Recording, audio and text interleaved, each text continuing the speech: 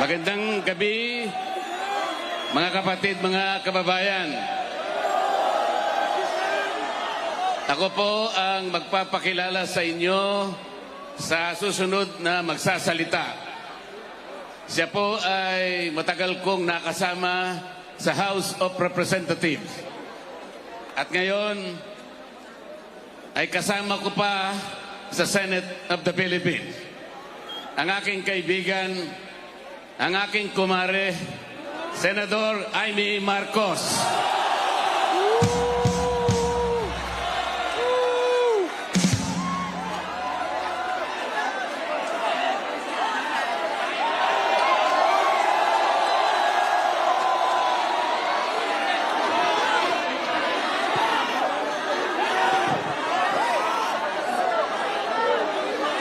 Magandang gabi po sa inyong lahat, mga mahal na kapatid.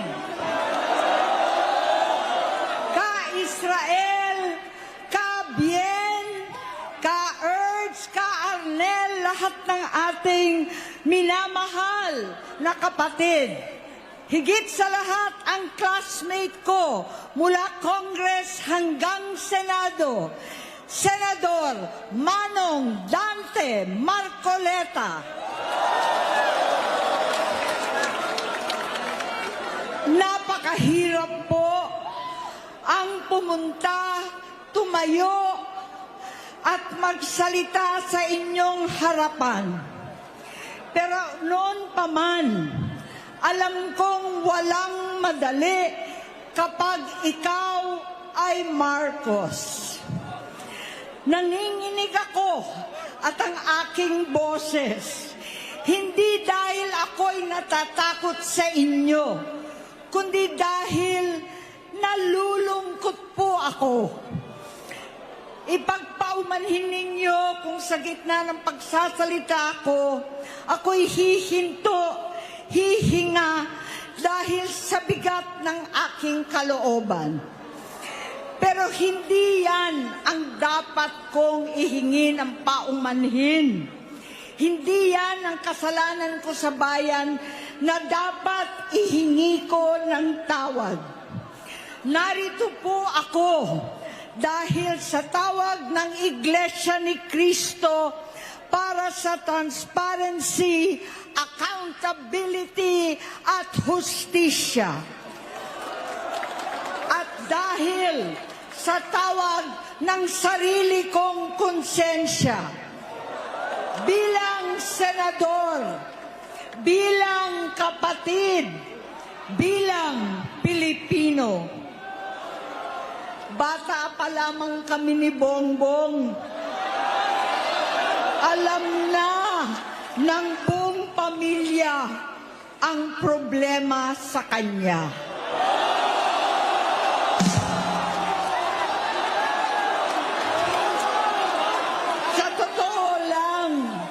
Mababasa naman ng lahat ang mga testimonya ng aking ama patungkol sa kanyang ugali at gawain. Noon, dahil may tatay pa kami, hindi ko pa siya responsibilidad. Noong tumatanda, ay mas naging nakakabahala. Batid ko na nagda-drug siya.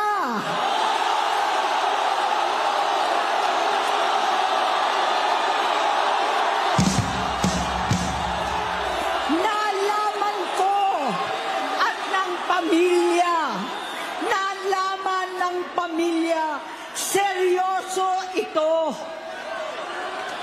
Minsan, kami ng Presidential Guard at Metro Gompa ang naglilinis tuwing nagpa-party po sila.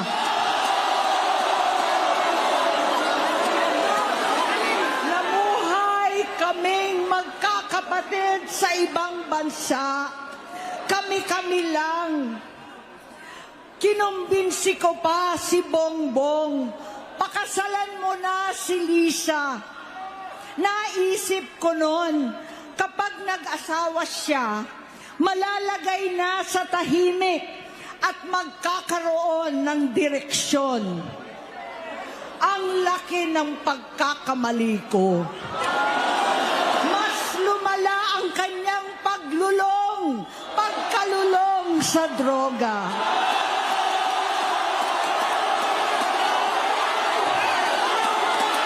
Dahil parehas pala silang mag-asawa.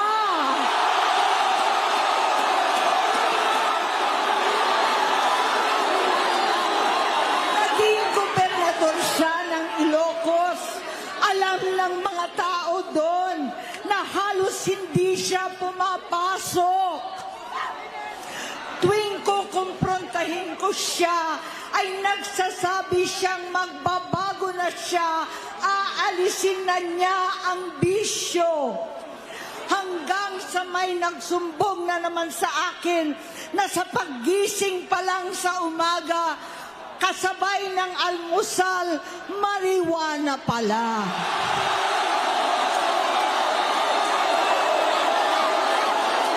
Maghapon sila. Lahat sila nagiinuman at gumagamit ng cocaine. Kasama ng asawa at barkada. Tulad ng ama ko, kinastigo ko ang mga barkada niya. Ang nasirang si Bong Dasa, si Edvi Cruz, Inigo, Tony Boy, Sap Anton, alam po ninyo yan. Paano nagre-resign na sa takot ang mga pulis nila at staff dahil sa lumalalang bisyo. Inayos ko sila dahil gusto niyang ituwid ang buhay niya. Gusto niyang mag-vice-presidente. Hindi siya pinalad at lalong nagkaroon ng oras para sa bisyo. Simula noon, naging malabo sa amin ang lahat. Kaysa mag-away, bigla na lamang lumayo ang loob namin sa isa't isa. Noong 2016, kasabay ng kampanya ni dating Pangulong Duterte laban sa droga, lumabas ang pangalan ni Bongbong sa listahan. Nakasama siya sa listahan ng mga celebrities, mga artista, Maricel Soriano at iba pa.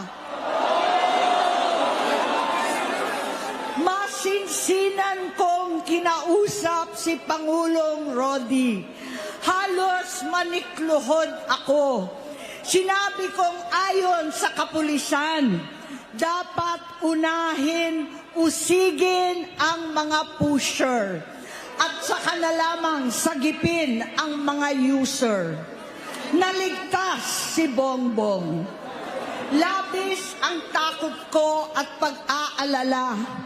Kinausap ko siya at nagsabi siyang talagang siya ay nagbabago na. Muli at lagi, hindi ako nawalan ng pag-asa. Ako'y naniwala ulit.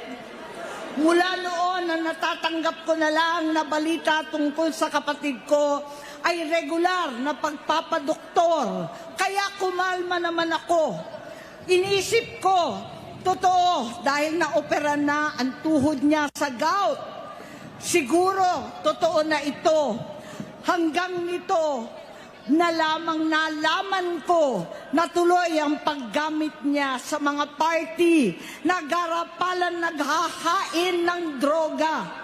Pinagmamalaki pa ng mag-asawang kayang-kaya nila ang microdosing ng cocaine.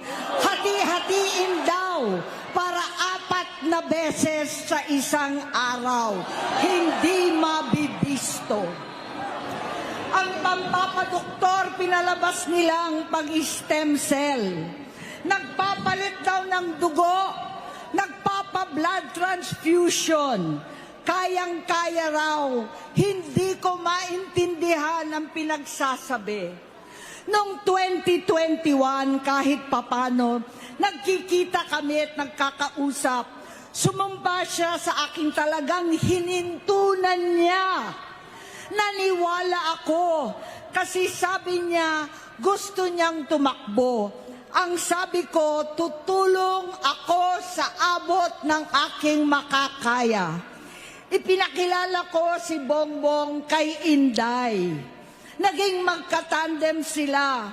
Pagkatapos noon ay biglang hindi na niya ako ulit kilala. Kahit si Inday, nagtataka, bigla ako na itsapwera. Kahit ganon, nangampanya pa ako para sa kanya, kahit si Inday na lang ang aking nakakausap. Hindi ko alam bakit ako nakaban sa headquarters nila sa Mandaluyong. Hindi ko alam bakit walang nagre-report sa akin tungkol sa kampanya.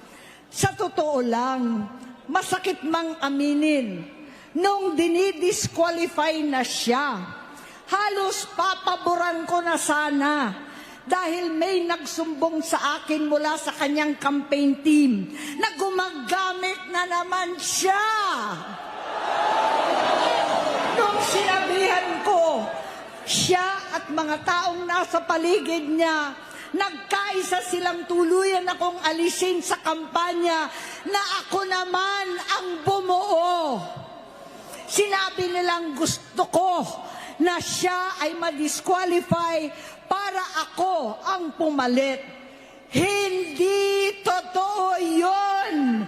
Iniisip ko ang kalagayan ng aking kapatid at paano siya magsisilbi kung ganyan ang kalagayan niya.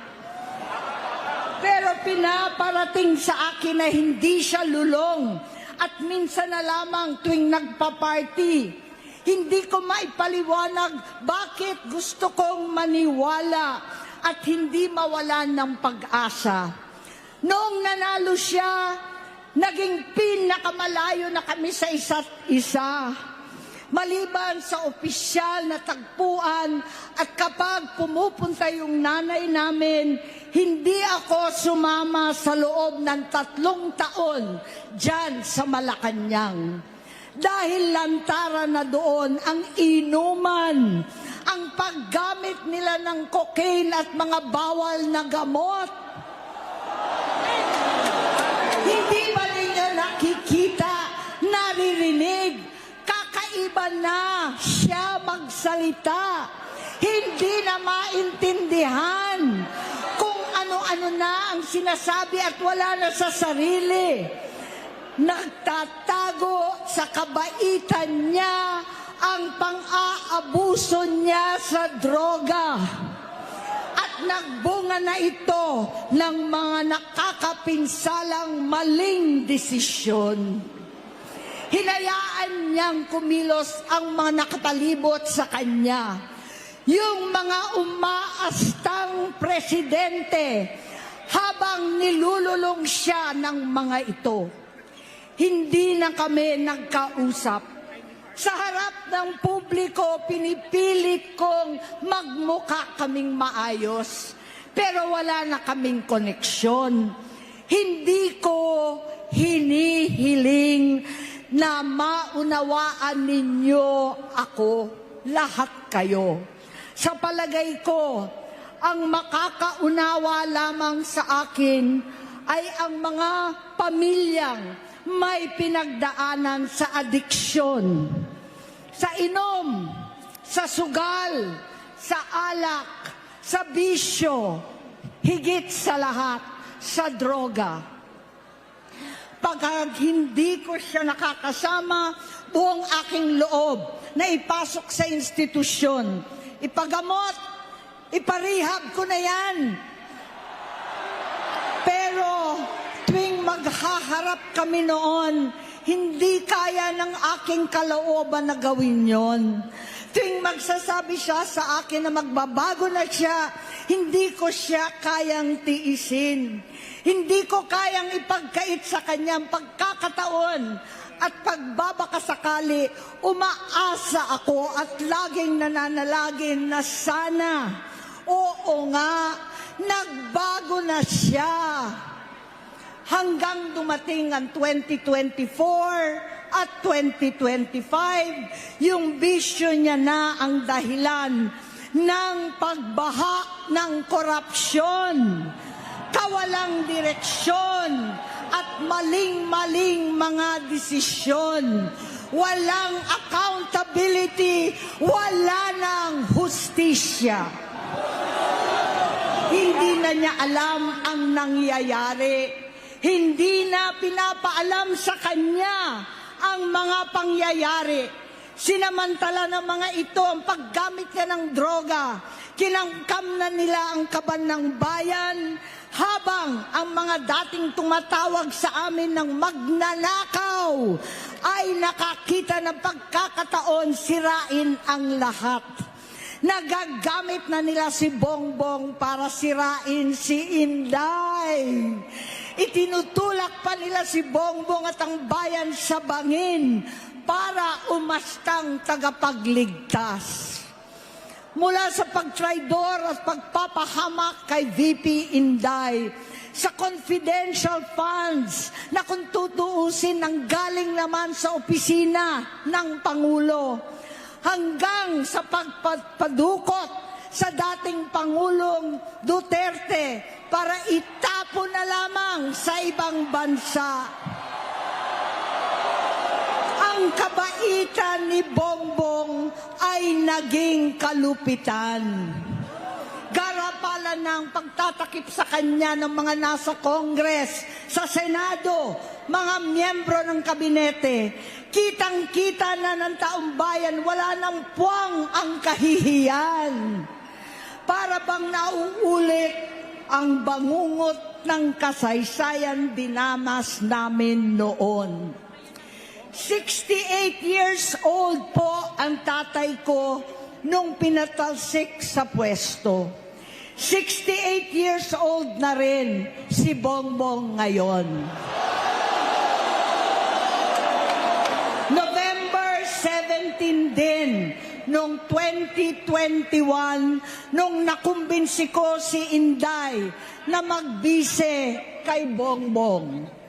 November 18 po, bukas, ang ikatlong araw natin.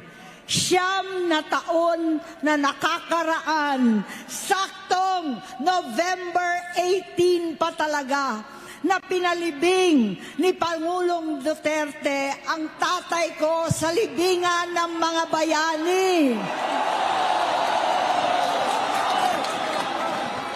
Halo-halo na ang aking nararamdaman, pero alam kong ito ang dulo at hangganan ng aking pagtitiis at pananahimik. Hindi na tayo mananahimik. Dahil na lamang kong pati ang mga anak niya ay nagdodroga na. Kinasusuklaman ko pa ang pag-alok ng mag-inang si Sandro ng droga ang aking mga anak at iba pang mga kamag-anak. Yan ang hindi ko na mapapalampas. Sa loob ng halos 4 na dekada, wala akong ibang pinangarap kundi maipakita sa sambayanan na hindi kami masamang tao. Hindi masama ang pamilya Marcos. Gusto kong ibangon ang dangal ng aking ama. Sa pamamagitan na nagpagtatrabaho para sa bayan, sinikap kong maging mabuting gobernador, kinatawan, senador. Hindi ako halos nagpapahinga para makapag-iwan sana ng legasiya na kapag sinabing Marcos, nabawi na namin ang tingin sa nakaraan. Ngunit sa kagustuhan kong maging responsableng anak, matupad ang pangako ko sa aking ama, nabigo akong maging mabuting kapatid. Naging mahina ako kay Bongbong. Sa kapulisan at sundalo, sa lahat ng mga leader at tagapagpatupad ng batas, siya ang Pangulo natin ngayon. Sinabi ko kung anong kalagayan niya ngayon. Tulungan niyo akong mapabuti ang kanyang kalagayan. Tulungan niyo akong matulungan siya. Hindi niya ako kalaban. Ang kalaban niya ay ang sarili niya. At nadadamay ang bansa sa laban na yan. Bilang senador at lingkod bayan, batid ko ang mga problema at gaya ng bayan, alam ko rin ano ang solusyon.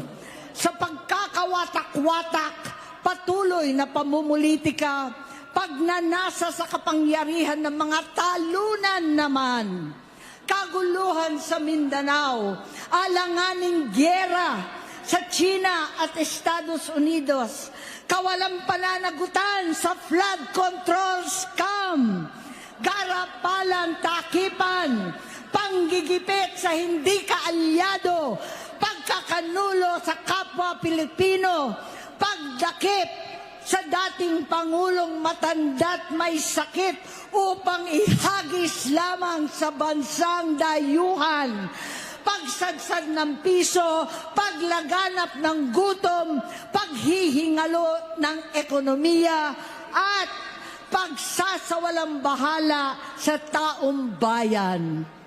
Ang delubyo at kalamidad na nagdudulot ng parusa, ang korupsyon na nauwi sa kawalan ng tiwala at hustisya sa Pilipinas, sa kanyang pamahalaan, lahat ng yan ay masusolusyonan kung ikaw, aking kapatid, magsaayos ng iyong sariling kalusugan.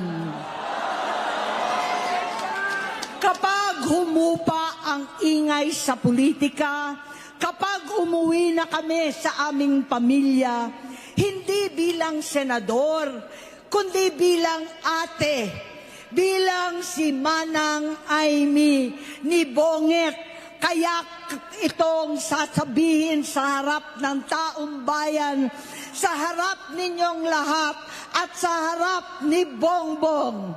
Bonget, magtatatlong taon na tayong hindi nagkakausap. 3 taon ko nang sinusubukan muli na ako'y pakinggan. Siguro ngayon ay makakarating ng buo ang gusto kong sabihin. Walang mababawasan, hindi madadagdagan. Bongbong, nag-aalala sa iyo si Manang. Tuwing nakikita kita sa TV, gusto kitang puntahan. Napakalaki ng pinagbago mo. Itsura, pagsasalita, takbo ng pag-isip. Minsan, napapatanong ako sa sarili ko, ikaw pa ba yan? Si Bongbong ba talaga yung nakikita ko? Pero ako, ading ko, ako pa rin ito. Ako pa rin ang ate mo na tumayong ama't ina sa inyo sa ibang bansa. Ang kasama no sa sumubok na sanggain lahat ng sakit para sa iyo. Ang kapatid mo na hindi mo kailangan hingan ng tawad dahil agad ka nang iniintindi at tatanggapin dahil mahal kita. Nasa Bagong Tipan, kay Lucas, Kapitulo 17, versikulo 3 hanggang 4. Kung magkasala ang iyong kapatid, sawayin mo siya. At kung siya'y magsisi, patawarin mo siya.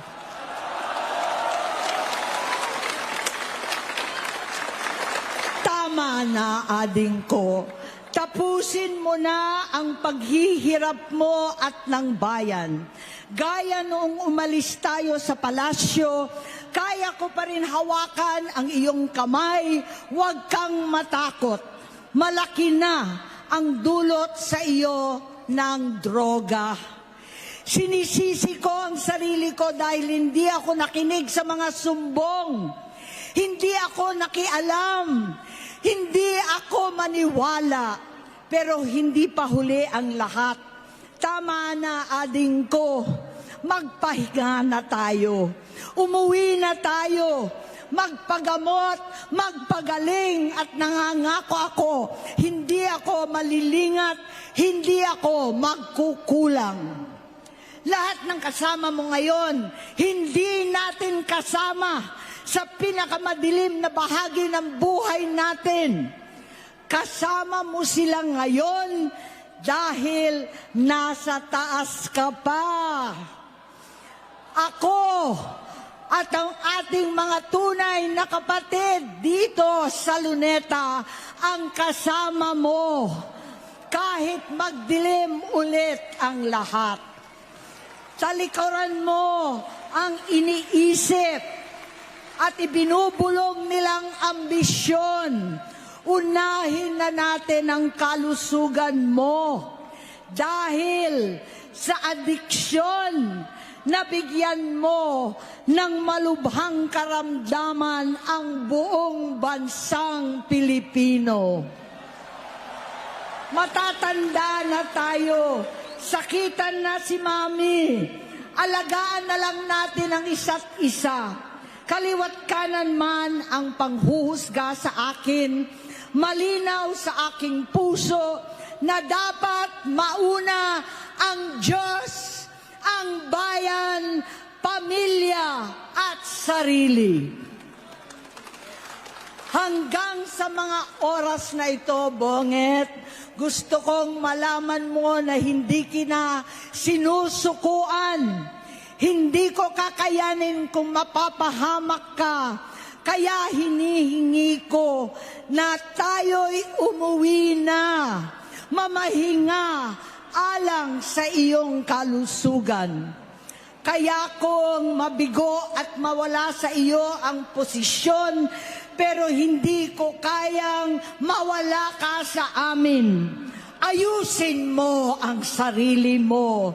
Magpagamot, alisin ang droga sa iyong sistema. Wala akong ibang gusto, kundi gumaling ka, malampasan natin ito muli. Dahil wala akong ibang hinahangad bilang ate, kundi maging masaya ka, maging ligtas sa panganib, malusog, matagumpay sa buhay.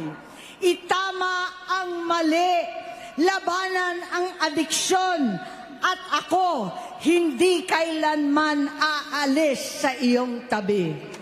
Susuporta at hindi titigil manalangin kasama ninyo dito sa Luneta at sa buong mundo.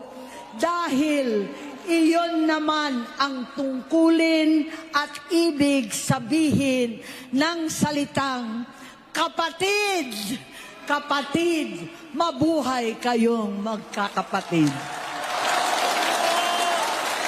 Maraming salamat po, Senator Amy Marcos.